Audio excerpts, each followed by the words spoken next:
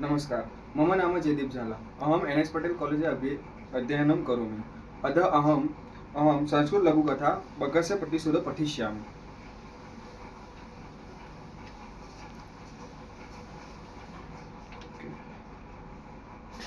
एकस्मिन् एकस्मिन् वने शृङ्गालः बकः च निवसः स्म। तव मित्रः आसीत्।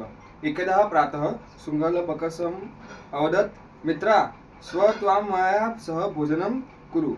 शृङ्गालस्य निमन्त्रणेन बकः प्रसन्नः अभवत्। अग्रिमदिने सः भोजनाय शृङ्गालस्य निवासम् अगच्छत्। कुटीरस्वभावः शृङ्गालः स्थानस्य बकां शिरोदक्षिणम् अर्थयत्। बकम् अवदत् च, मित्रा, अस्मिन् पात्रे आवाम् अधुना सदैव खादात्। भोजनकाले बकस्य चक्षुः स्खलितः, भोजनग्रहणं न समर्थः न अभवत्। अतः बकः केवलं शिरोदनम् अपश्यत्। शृङ्गालस्य तु सर्वं शिरोदनम् अभक्षत्। शृङ्गालेन वञ्चितः बकः अचिन्तयत्, यथा अनेन मया सह व्यवहारः कृतः तथा अहम् अपि तेन सह व्यवहरिष्यामि। एवं चिन्तयामि च शृङ्गालः अवदत्, मित्रा, त्वम् अपि सायं मया सह भोजनं करिष्यामि। बकस्य निमन्त्रणेन शृङ्गालः प्रसन्नः अभवत्।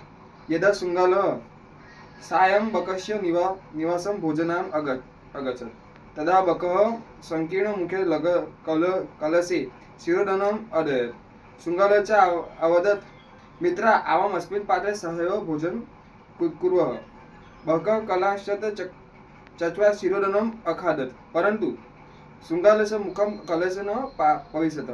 अतः बकः सर्वं शिरोदनम् अखादत्। शृङ्गालः च केवलम् ईर्ष्याम् अपश्यत्। शृङ्गालः बकं प्रति यादृशं व्यवहारम् अकरोत्। बकः अपि शृङ्गालः प्रति तादृशं व्यवहारं कृत्वा प्रतिकारम् अकरोत्। आत्मदुर्व्यवहारस्य फलं भवति दुःखदं। तस्मात् सद्वर्तनं मानवेन सुखेन